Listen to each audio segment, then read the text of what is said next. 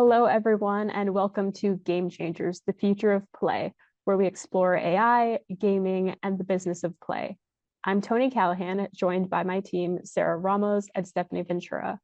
Today, we're joined by Patrick Wagner, who's Game Director of Portfolio Games at Immutable. Patrick brings deep experience in game production and studio leadership, working closely with development partners to deliver player-focused games at the intersection of gameplay and emerging technology. Patrick, welcome to the show.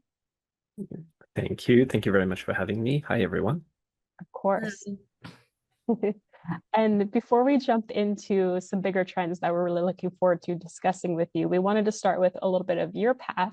You've worked across game production and studio leadership, partnering with teams to bring games from concept to launch. And I wanted to ask, rewinding a little bit, how did you first get into gaming and game development? Yeah, I've always loved playing video games.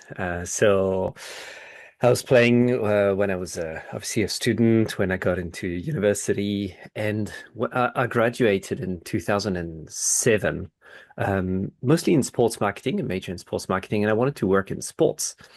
But I couldn't really find a job in sports, so I just broadened my search to like sports and entertainment, and I found this job that was video game sports producer. And I was like, well, that sounds good. So it's like video games and sports together. So it was for Gameloft in Paris on feature phones. And so I joined Gameloft in late 2007 to work on sports game. At the time, it was feature phones. So we had 1 megabyte basically to make games. Obviously, it's changed a little bit today. But I was the sort of, video games I first made and led. And then, plenty of different platforms, lots of different games. I've shipped probably around 60 games to date. So it's been great working in all of this. But that's how I got in gaming first.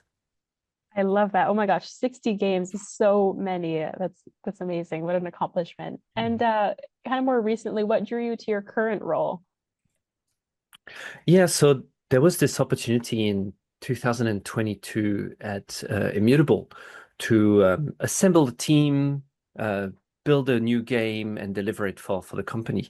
And so I joined on this premise here as an executive producer. And basically, unfortunately, just as I joined, the market turned, and so we changed our what we were working on, and that's how I ended up in the role of game director for portfolio games. What we were doing at the time was managing production delivery of partner games, like you said in your intro. So I've worked across four different games. So we've got one that's just around the corner now, about to release with Ubisoft. So that's very exciting. So yeah, that's basically been my journey at Immutable that started 4 years ago. That is really exciting. Congratulations on that. I know it's certainly a long process to bring a game all the way to the launch. Now that we've Mhm. talked, a little bit about your path, we're really excited to, get your perspective on some of these bigger picture insights that in the industry. You're working closely with probably multiple studios at a time when game development and technology and player expectations are all kind of evolving and mixing together at once, which I think gives you a unique vantage point. And I wanted to ask what key trend is impacting your area specifically right now. Yeah, we've got, I think, two main things that I've noticed at the moment with partners I'm working on. It's kind of a bit of a crossroad where we're at. So Immutable is a company that is, a blockchain platform, but it's evolved into way more than this. And so there's two things. Is as a game director, I work with developers that want to launch their game, obviously, and some of them use the blockchain technology to do so.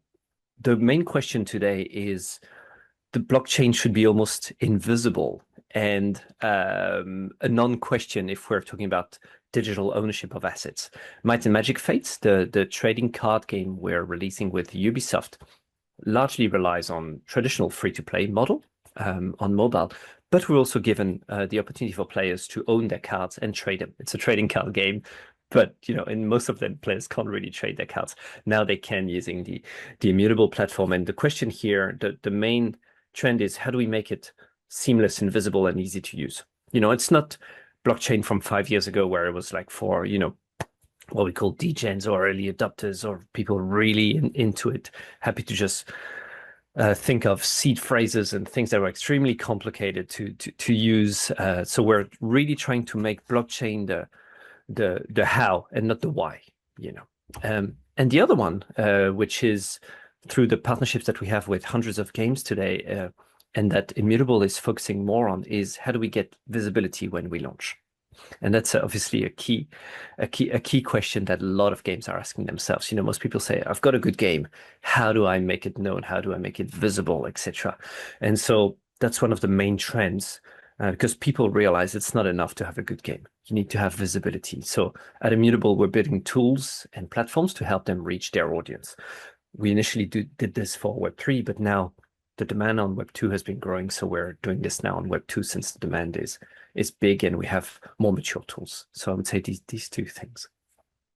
I love that. Yeah, it seems like what we've been hearing is there has to be this perfect recipe and, especially with timing and things that you can't control, but to have a really successful launch and to get the word out there about a game, sometimes it has to be just the exact right mix of all these different things together. So but I like that y'all are building and thinking about things for that. Kind of in that same vein, based on your experience, can you share maybe one actionable lesson for game studios or executives who are trying to solve this challenge? Yeah, I think there's video game development is not a linear path. It's not like your game gets better by 1% every day until you reach 100% and you're like, okay, cool, we're ready to launch. So the main thing I've noticed throughout my career in video games, and that's coming up almost on 20 years, is if you invest in your people, they'll pay you back one day. And the example I have here is from a few years ago, when COVID hit. We had this major contract at the time with a US-based company that suddenly decided to end all overseas investments. And so we had a contract that was supposed to run into, later in 2021, 2022. And so overnight, what was a regular and steady source of income from a trusted partner became basically nil. So the board of our company told us, okay, you guys have been doing very well for many years, so we're not just going to shut you down because of this, but you have 6 months to find, to pivot and find a stable source of revenue. And so what we did is we just sat down with the team at the studio and said, okay, we don't have many shots at this. We need to get it right, and that's the hard part, and we all need to push in the same direction. So basically, what we did is we thought long and hard about what we liked doing and what we did probably better than the others. And at the time, working at Weta Workshop, we had this unique relationship with Middle Earth Entertainment, which is the rights holder for The Lord of the Rings. And so we thought, well, let's build a game about Lord of the Rings. Let's not just build a game about Lord of the Rings that is like all the other games that are here. Let's not talk about slaying orcs and killing goblins and blood and dark stuff everywhere. But let's instead take the approach of the little hobbits and build a game that takes place in the Shire. And so we created this game called Tales of the Shire that just released a few months ago, where you basically live your life in Bywater near Hobbiton, and you just go about your day as a hobbit. And we managed to find a publisher for it through 2K, Take Two, sorry, and it went really well. And we released the game a few months ago. I say we, I was at Immutable already at the time, but Weta Workshop released it and found its player base, and people loved it. And I think it's because we've trusted the people to do it, to push in one direction, which is not easy, but they repaid us, with this, and at the end it's worked well. It wasn't an easy bet to make at the time, and it's quite a scary one, but it's worked.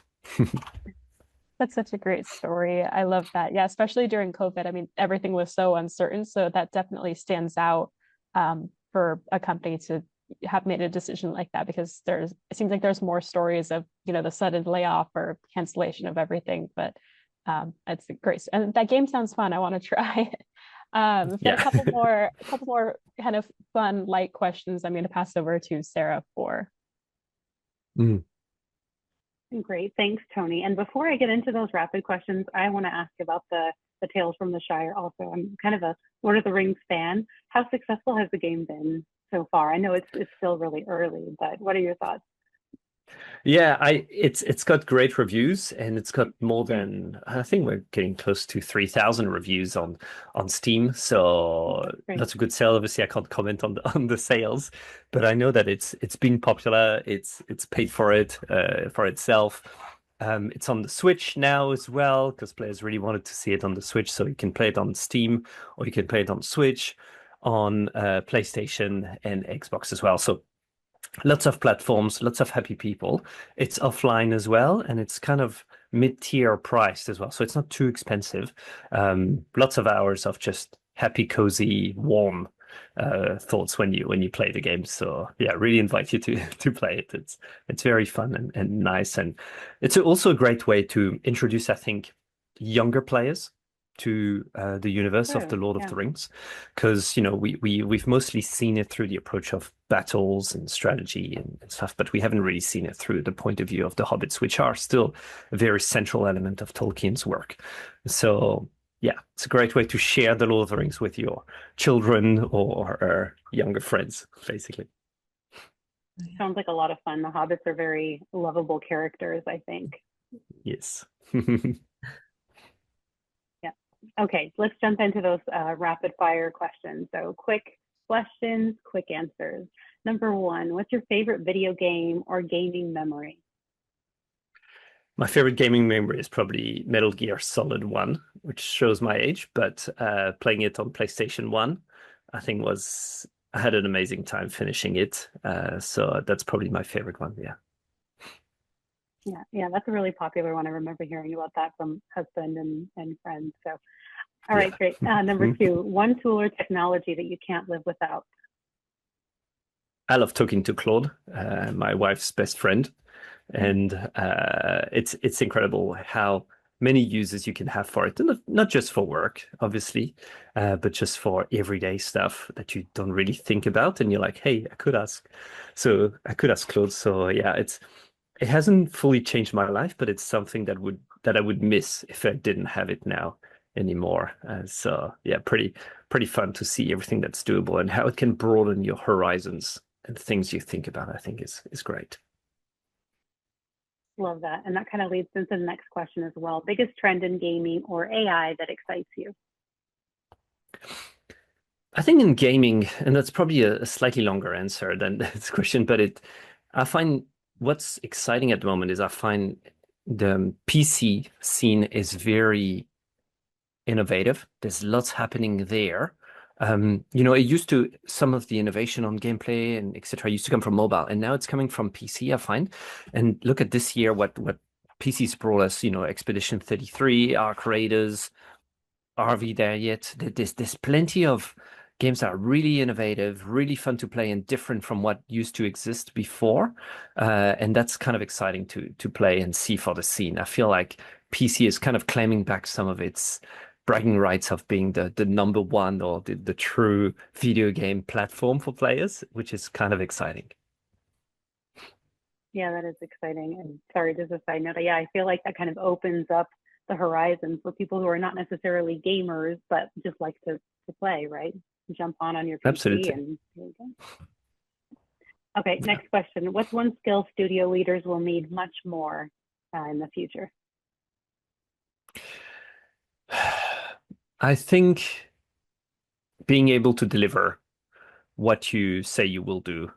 So holding on to it's not a skill as in knowing how to use a software, but it's being able to know what you as a person can achieve and saying as a manager, I will do this and I will deliver on it. So um, it's making sure that do what you say you will do so that people know you have their backs. And that means probably leveling up in certain areas because you need to be able to potentially shift your skills from one other thing. But I would say as a value, it's really just standing by your words. If you say something, if you say you will do something, do it. If your reports cannot trust you as a leader to do what you say, there isn't much interest for them to invest their time and effort in the company. But if you as a leader can deliver on what you say you will do, no matter how big or small it is, I think it's a massive bridge that you're building with them. And to talk about what we discussed a few minutes ago, they will then repay you in this. So, yeah. I like that. Yeah, they definitely have to have confidence and believe in their leaders. They're very good.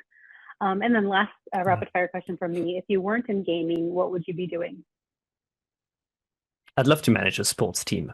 I wanted to start my Exciting. career in sports management and all that.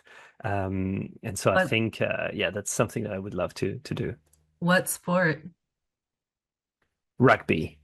So for Rugby? me, Oh, cool. yeah, living in New Zealand is it's Um, hard to not love rugby. I've always loved rugby. My family's always been into that sport. My father, grandfather, etc. Everyone played rugby. I played rugby. I'm a referee as well on weekends, Oh, and cool. so it's something I really enjoy giving back, to the community and to the sport. So ideally it'd be this, but I'd be open to any kind of sport. It's just nice to manage these teams in this very special industry or environment that the sports field is. yeah, I'm not I super love that. familiar with rugby. Like, I don't watch it very much, but I heard that the Italian national rugby team is pretty okay.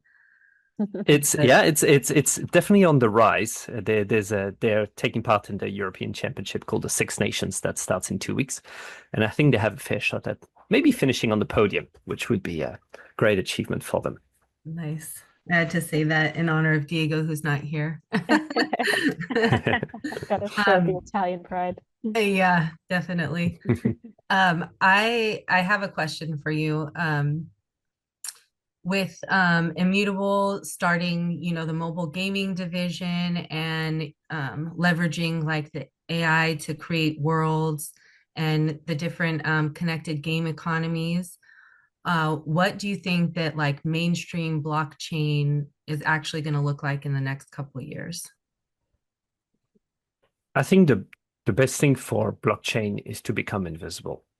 It's like today, if you're doing cloud gaming or, people are not like, is that on AWS? It's like, okay, yeah, it's cloud gaming. I've accepted it. And if we're talking about video games 4 or 5 years from now on, they would be using blockchain technology, ideally, using some of the Immutable's platform for it, but the blockchain will just become a no-brainer or not even a question. And so that's where I see it going because it's very quick, it's very fast, it's easy to use, and it's very secure. And we've seen that trend with, players love a good social game and they love to be able to exchange with each other. And that's what, games should allow you to do, is they should allow you to tell stories and interact with other players. And one way to do this in a very secure way, if we're talking about ownership of assets or digital stuff, regardless of the game, is using that blockchain technology. We don't have an equivalent today in what we call the Web2 world, which is the non-Web3 world, so to speak, that allows players to do this in a way that is instant, in a way that is extremely secure, and that is truly there to last. If you own something on Steam or on any traditional, I don't know, MMORPG, the developer can shut down and take away all your assets overnight. You spend hundreds of thousands of dollars on them, but you actually don't own them. They're owned by the company. In the blockchain, it's not the case. They'll be owned by you. And so if later you're like, okay, I'm done playing this game now, I'm just gonna, I don't know, either keep it or sell it like I would sell physical memorabilia, you'll be able to do this with the blockchain. And hopefully we can get to a world where, we pass on some of that wealth created by players back to the players. It's nice. Yeah, I think that the whole concept of player ownership is pretty cool.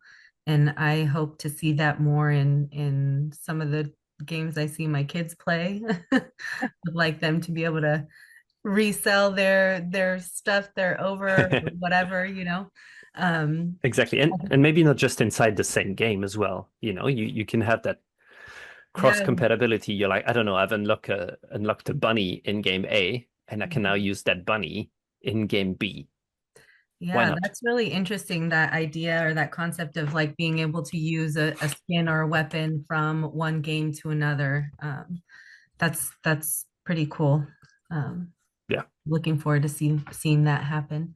What do you think game developers are going to look like in the next few years with AI kind of coming in and helping create worlds and all the tools you guys are providing at Immutable to help them studios create games.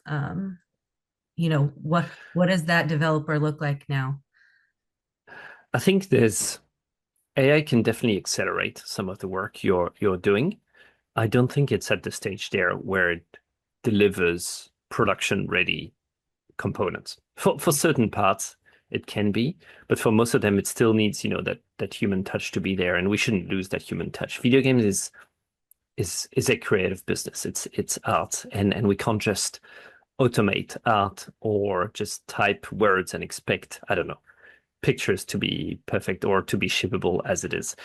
We at Immutable, we use AI in a way that helps us deliver things faster in ways that we hadn't thought about before. But it's more about creating those ideas or opening path for developers or ourselves in our everyday work. It's not our final product that is just relying on AI to deliver this. I think we're still months, if not years away from having that threshold where we cross this and get to a point where we're like, okay, cool, now it's completely changed the way we work. Right now, it's a very helpful tool to advance certain things, but it doesn't replace everything. And that's what the beauty is, I think, of video games. There are things that you can't just say, hey, AI, help me build this or build this directly. And because I don't know if it's some of those logical connections that only happen inside a human brain but I feel like we're in generation like 2, so to speak, of where AI sits at. We're not, at that prototype phase. We're not at the first iteration. We're beyond that. But it's, for us, AI is the way that you can automate, make things faster to help you deliver the final product. But the final product is still a delivery that's been made by a human, so to speak, or at least controlled by a human. Where we will be in 5 years, I don't know if I would have said that AI would be here 5 years ago, where it's at. So I'm a little not sure about how to bet on all of that. But I think there's definitely something to be said about changing the way we're going to be working as people. We were talking about the skills. The skills are also going to need to evolve. But I still see it in my everyday work or life that AI is not there yet for everything. It's just an anecdote, but I was the other day, my mom was playing chess. And she was in this situation where she was like, okay, I don't know what to do. So I was like, oh, let me ask AI. And the AI didn't get it at all. And it's funny because you'd think if there's one thing that can be automated very easily is chess, right? Because everything is determined and you know what can be in the possibilities. And we tested it on Claude, we tested it on Gemini, and every time they made mistakes and every time they didn't get it right, and we had to correct them, say, no, actually, if you do this, this is going to happen. And they were like, oh, yeah, sorry, my mistake. And so it was interesting. It was the first time that I was seeing AI be like really struggling with something that you, on the contrary, would think, well, that's if there's one thing they're good at, it's determining all of this. And so it was interesting to unveil a little bit of that, glory we've put on AI everywhere and be like, wow, okay, the things that I thought would be obvious for AI wasn't there yet. So I think it's just going to become more and more part of our life and become invisible. It's like all the technologies where when they get adopted and they become part there. At first, everyone was looking at people that had iPhones back in 2008. You was like, wow, now you don't. If someone doesn't have an iPhone or something that looks like a smartphone, you're like, whoa, what is this? And so today we're like, oh, is this AI? Is this not AI? In 5 years, we may not be asking the question anymore. Just like, is this game online or is this offline? It's like, yeah, we take the assumption that it is online. And so I think in 5 years, we'll make the assumption that AI is behind a lot of the things that we're looking at, but not everything. And I think that's where we will evolve as a not as a species, hopefully within 5 years, but as workers or as entertainers, to just think of AI as just one of those tools that is in our toolbox, but not the be all and end all, or the reason why we do things that we do. We still need to love what we do, regardless of the technologies that are behind us. If we can use AI to complement or enhance certain things, why not do it? If we don't want to use it, it's fine. It's like people didn't want to use computers or to draw certain things and they still prefer to draw by hand. It's absolutely fine. It's just going to become more and more everywhere and just become ubiquitous. But it doesn't mean that it's a good thing or a bad thing. I think it's just an evolution that is beyond every one of us at this stage. So we just have to embrace it, see how we make it work better for everyone. What it'll be in 5 years, I can't tell you at this stage. Honestly, I'm just eager to see what we do with it. Yeah. I think at No Hold, we've always kind of advocated for the human element and, keeping humans in the loop and keeping an eye on the AI assistant and maintenance and different things. We use AI to typically support end users, right? But the answers and things, we have to make sure that they're providing the correct answer, and if they're not, we have to fix it, right? So the human element is still key even now for us. So I think so. Yeah. It's and in 2 or 3 years that they would have learned and become more and more accurate. But our processes would also have been different, or the level of service you expect will also evolve. So it's constantly going to be this catch-22 game, I reckon, because our level of exigency is going to become higher, So but it'll be interesting to see the point where AI becomes more, I don't know, demanding than we are over what they're providing to, if you're talking about customer service, that'll be a big step. Yeah. Love that. Well, Patrick, thank you so much for joining us today. We really appreciate your time and certainly your perspective on game development, emerging technologies, and of course, the player experience offers valuable insights, I think, for anyone who's building or just involved in the gaming space right now. So thank you very much for coming. No worries. Thank you to the three of you. Hope you have a great day. Thank you. And for anyone listening, if you enjoyed this episode, please make sure to follow Game Changers, the future of play on Spotify, or visit our website, secura.qs.ai, and the details will be in the caption as well. Thank you, Patrick. Thank you, everyone, for joining us, and we'll see you all in the next episode. Bye. Thank you. Thank you, Patrick. Thank you, everybody.